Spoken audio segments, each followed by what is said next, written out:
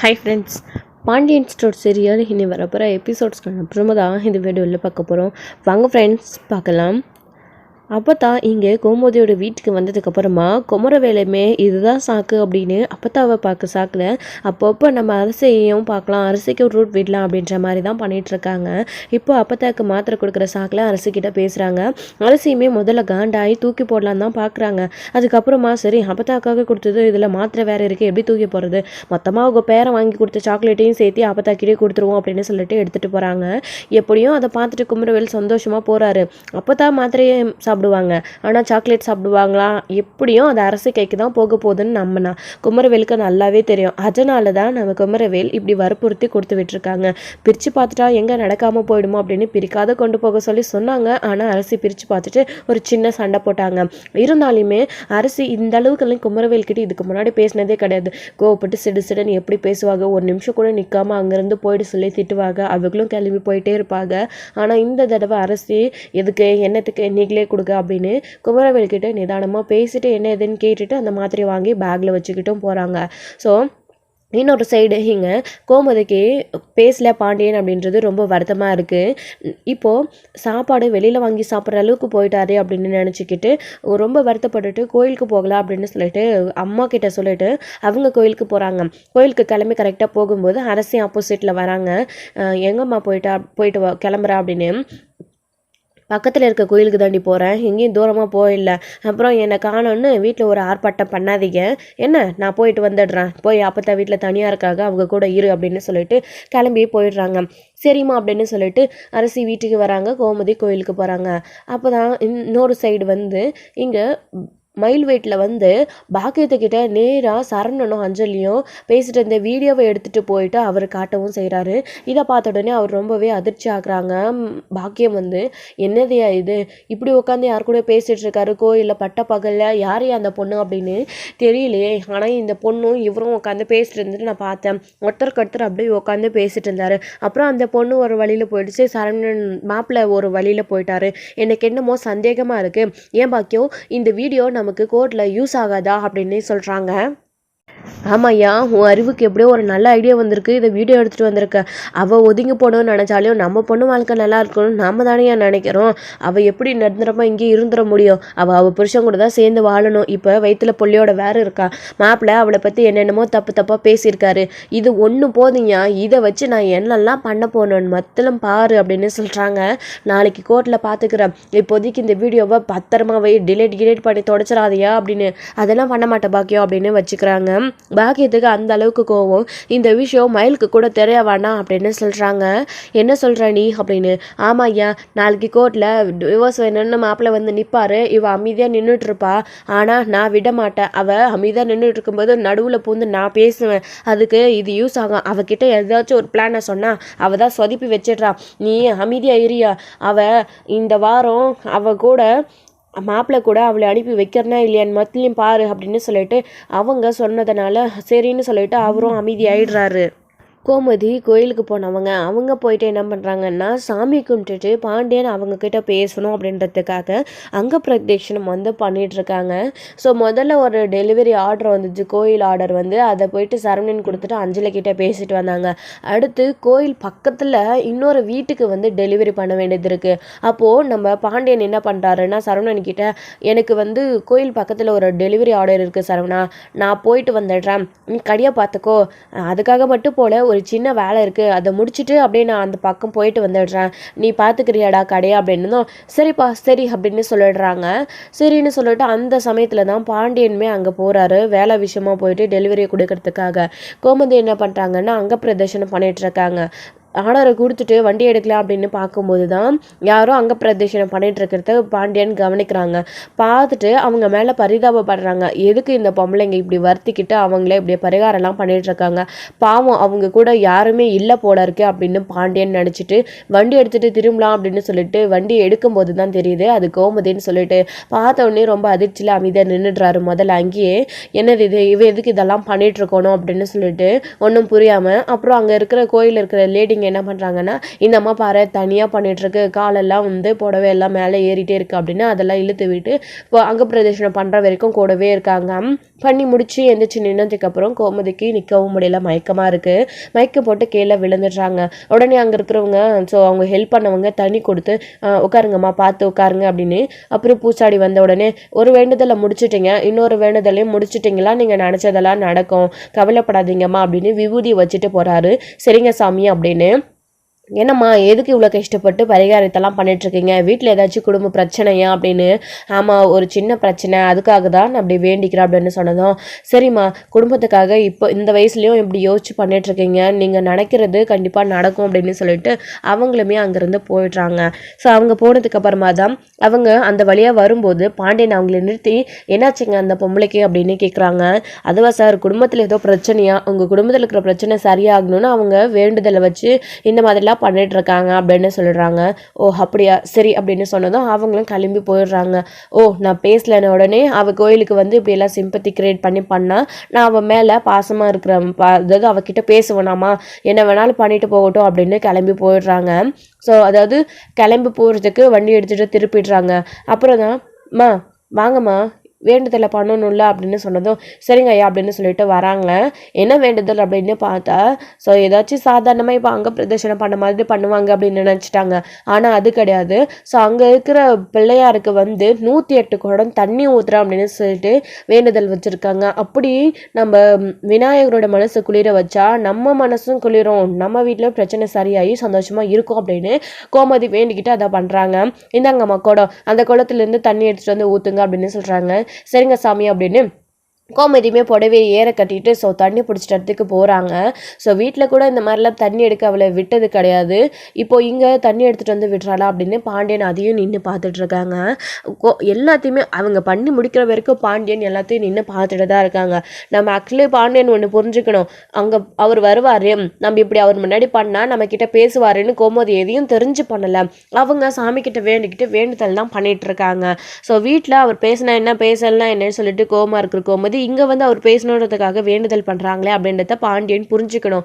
அதை நின்று பார்த்துட்டு இருக்காரு. தண்ணியையும் ஒவ்வொரு குடமாக எடுத்துகிட்டு போய் ஊற்றுறாங்க. அவங்களால முடியல, ரொம்பவே கஷ்டமாகவும் இருக்குது.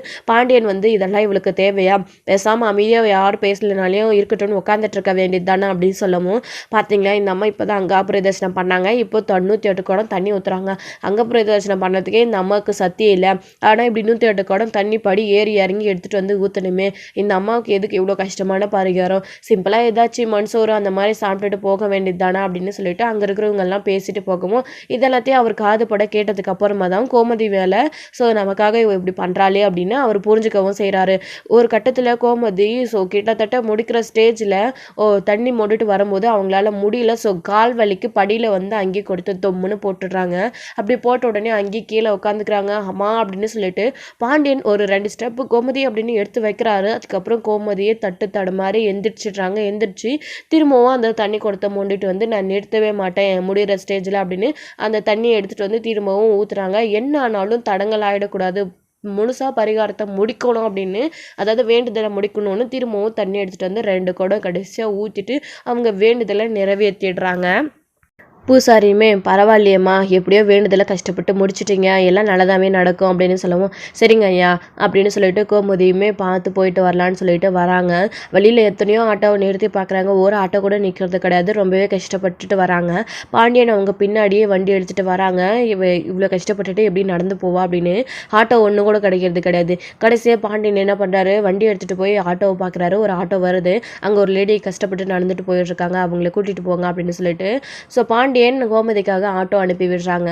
ஆட்டோவும் கரெக்டாக அந்த வழியாக வருது. கோமதி நிறுத்துறாங்க. நிறுத்தின உடனே எங்கம்மா போகணும் அப்படின்னு உடனே அவங்க வீட்டு அட்ரஸ் சொல்லி அங்கே விட சொல்லி கோமதி சொன்னதுனால அவங்க ஆட்டோவில் ஏற்றிக்கிட்டு போயிடுறாங்க. எதுவுமே கோமதிக்கு வந்து தெரியுது கிடையாது. பாண்டியன் பார்த்தாரு, கவனிச்சாரு அப்படின்ற விஷயத்த. அவங்க வேண்டுதலை முடிச்சுட்டு வீட்டுக்கும் கிளம்பி போயிடுறாங்க. பாண்டியன் இவ இப்படியெல்லாம் பண்ணிட்டுருக்கா, ஆனால் நம்மக்கிட்ட எதுவுமே கலந்து பேசி முடிவெடுக்காமல் வீம்புக்குன்னு இருக்காள் அப்படின்னு சொல்லிட்டு அவரும் கடைக்கு கிளம்பி மனசுக்குள்ளே ஒரு மாதிரி கோமதி பற்றி நல்ல எண்ணத்தில் கடைக்கு கிளம்பி திரும்பவும் வந்த வேலையை முடிச்சுட்டு போகிறாரு.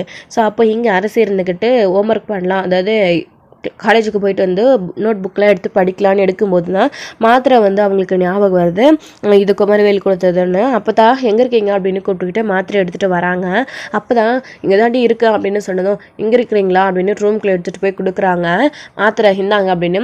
என்னடி எனக்கு நான் என்னென்ன மாத்திரை சாப்பிட்றேன்னு உனக்கு தெரியுமா, உனக்கு எதுக்குமா சிரமம், குமரவேல் கிட்ட சொல்லியிருந்தா அவன் வாங்கிட்டு வந்து கொடுத்துருப்பான்ல, எப்பயும் அவன் தான் அந்த வீட்டில் இருக்கிற வரைக்கும் எனக்கு செய்வான், நீ எதுக்கு வாங்கிட்டு வந்த அப்படின்னு.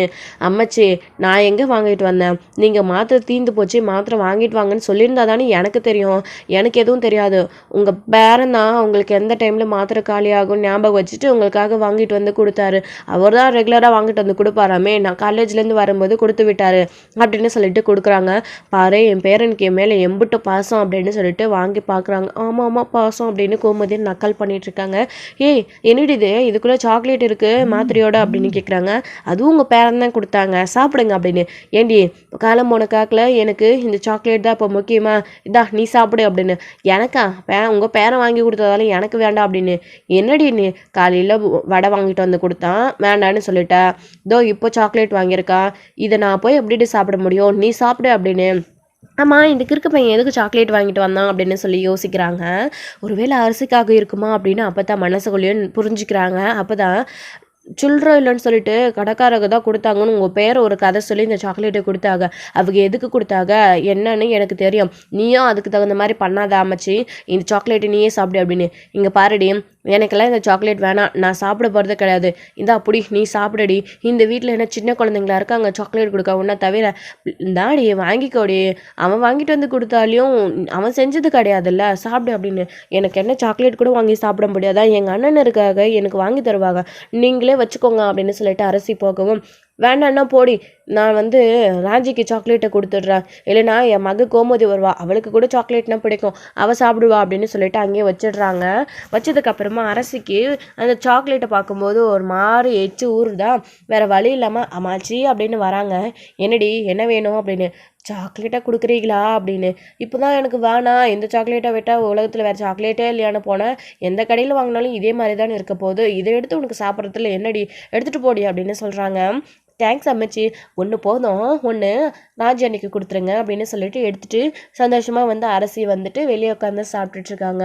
அவங்களுக்கும் குமரவேல் மேலே மனசுக்குள்ள ஆசை இருக்குது, திட்டுத்தனமாக சாப்பிட்டாலே மாட்டிப்போம் அப்படின்னு அம்மாச்சி கிட்ட கொடுத்தும் போதே வாங்கியிருக்கணும் அப்படின்னு மனசுக்குள்ளே நினச்சிக்கிட்டு அப்படி இப்படின்னு ஐஸ் வச்சு வாங்கிட்டு வந்து அந்த சாக்லேட்டை சாப்பிட்டுட்ருக்காங்க. கோமதி வீட்டுக்கு வராங்க. அப்போ தான் அம்மாச்சி உள்ளேருந்து வெளியில் வராங்க. என்னடி கோமதி இப்படி புடவையெல்லாம் ஈரமாக இருக்குது அப்படின்னு. முதல்ல வர ஈரமாக நான் போய் புடவை மாற்றிட்டு வந்துடுறேன் அப்படின்னு கோமதி புடவை மாற்றிட்டு வராங்க. என்னடி இது கோலம் அப்படின்னு. கோயிலுக்கு போயிருந்தாண்டம்மா அப்படின்னு. கோயிலுக்கு போயிட்டு இருந்தால் ஏன்னா மழை இல்லை பெய்யுதா, நான் இங்கே பெய்யாத மழை அங்கே மட்டும் பெய்ஞ்சிச்சா, எப்படி வந்திருக்கேன் அப்படின்னு. மழைலாம் ஒன்றும் பெய்யலம்மா, அவருக்காக ஒரு சின்ன வேண்டுதல் வச்சுட்டு வந்தேன், சாமி கும்பிட்டுட்டு வந்தேன் அப்படின்னு சொல்கிறாங்க. என்னடி நீ உன்னை கஷ்டப்படுத்திக்கணுமா அப்படின்னு. என்ன கஷ்டப்பட்டாலும் மாப்பிள்ளைக்கு என் மேலே பாசம் உங்கள் மாப்பிள்ளைக்கு என் மேலே பாசமும் என்கிட்ட பேசணுன்ற எண்ணமும் வரப்போகிறதில்ல, விடுமா, கடவுள் மேலே பாரத்தை போடுறோம் அப்படின்னு சொல்லிட்டு சமைக்கலான்னு சொல்லிட்டு போகிறாங்க.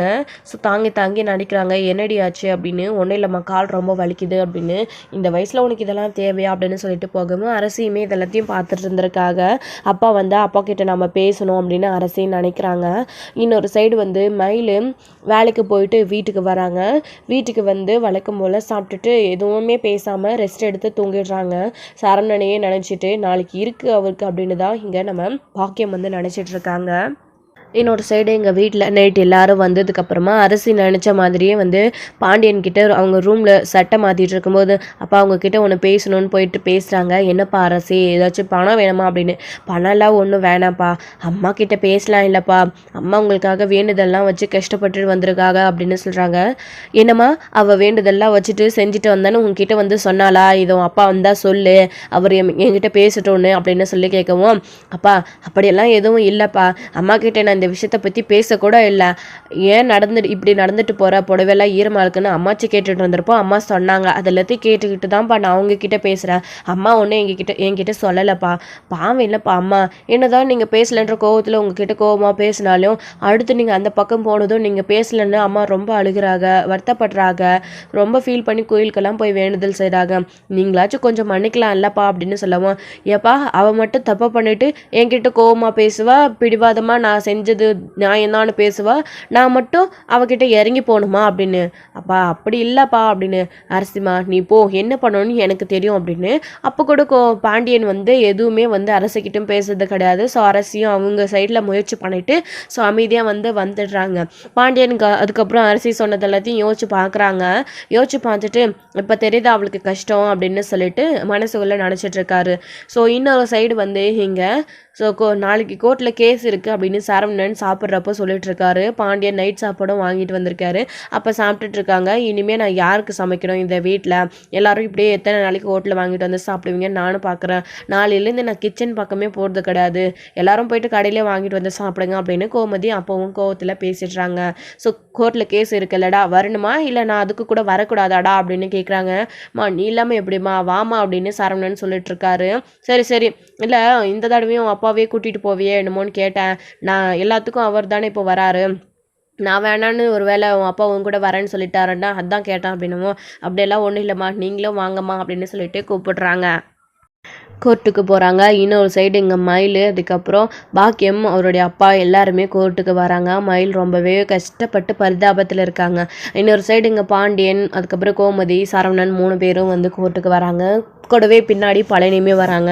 கொஞ்ச நேரத்தில் லாயர் வந்த உடனே உள்ளே போகிறாங்க. ஸோ லாயர்கிட்ட அப்போ கூட கோமதி திரும்ப இந்த விஷயம் மகனுக்கு எப்படியாச்சும் விவாகரத்து கிடச்சிடணும் அப்படின்னு, அது ஜட்ஜ் கையில் தான் இருக்குது, அவங்க என்ன பேச போகிறாங்களோ அதை பொறுத்து தான் இருக்குதுன்னு சொல்லி கூட்டிகிட்டு போகிறாங்க. அப்போ இவங்களும் உள்ளே போகிறாங்க. ஜட்ஜுக்கிட்ட வீடியோ எடுத்த விஷயத்த சொல்லிடுறாங்க.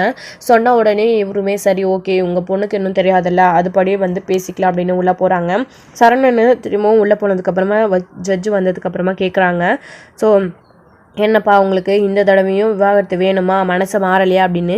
எத்தனை நானாலும் என்னோடய மனசு மாறாது, எனக்கு விவாகரத்து வேணும், என்னை ஏமாத்தினவங்க கூட என்னால் வாழ முடியாது அப்படின்னு சொல்கிறாங்க.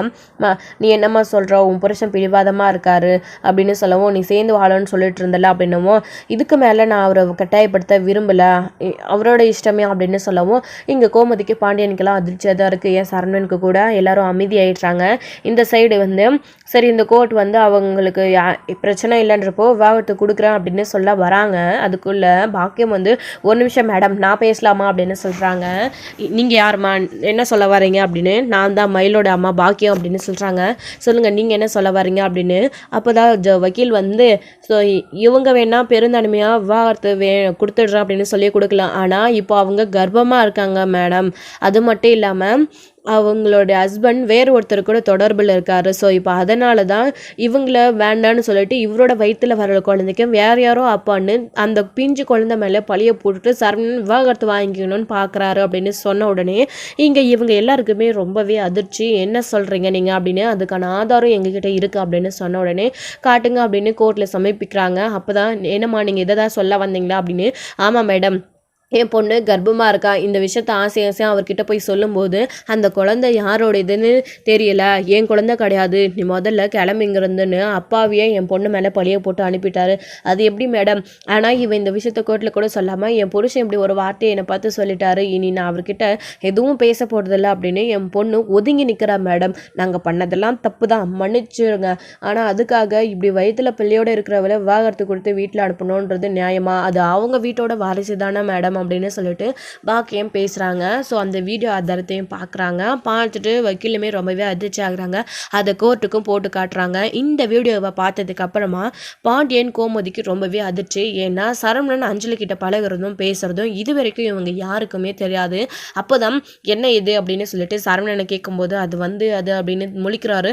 சரவணா என்னடா இதெல்லாம், யார் அந்த பொண்ணு, யார்கிட்ட நான் பேசிகிட்டு இருந்தேன், இந்த வீடியோ அவங்கக்கிட்ட எப்படிடா கிடச்சிச்சு, ஏண்டா அவள் கர்ப்பமாக இருக்காளா, உங்ககிட்ட வந்து சொன்னாலா, இந்த விஷயம் எதுவுமே எங்களுக்கு தெரியலை அப்படின்னு சொல்லிட்டு பாண்டியனும் கோமதியும் அதிர்ச்சி ஆகுறாங்க. நீங்கள் தான் என் பொண்ணுக்கு எப்படியாச்சும் ஒரு நியாயத்தை வாங்கி கொடுக்கணுன்னு பாக்கியம் அப்படியே மூக்கு சிந்தி பயங்கரமாக அழுது நாடகம் ஆடுறாங்க. இங்கே மயிலை கூப்பிட்டு என்னம்மா இது, உன் அம்மா சொல்கிறதெல்லாம் உண்மையா, உன் புருஷங்கிட்ட நீ போய் சொன்னதுக்கும் உன் புருஷன் இப்படி சொன்னாரா அப்படின்னு கேட்குறாங்க. ஆமாம் மேடம் அப்படின்னு சொல்கிறாங்க. அதுக்கப்புறம் நீ ஏமா உங்கள் மாமியார் வீட்டு சைடில் யார்கிட்டையும் சொல்லலை அப்படின்னு சொல்கிறாங்க. பெத்த குழந்தையோட அப்பாவே என் குழந்தை இல்லைன்னு சொன்னதுக்கப்புறம் அவங்கக்கிட்ட பேசி மட்டும் நான் என்ன ஆக போதும் மேடம், என் குழந்தைய நானே வளர்த்துக்கலான்னு தான் இந்த முடிவுக்கு வந்துட்டேன். அது மட்டும் இல்லாமல் அந்த வீட்டில் என் ஓரகத்தியான என்னுடைய மீனாவுக்கு அந்த வீட்டில் இருக்கிற இன்னொரு மருமக மீனாவுக்கு மட்டும் இந்த விஷயம் தெரியும் அப்படின்னு சொல்கிறாங்க.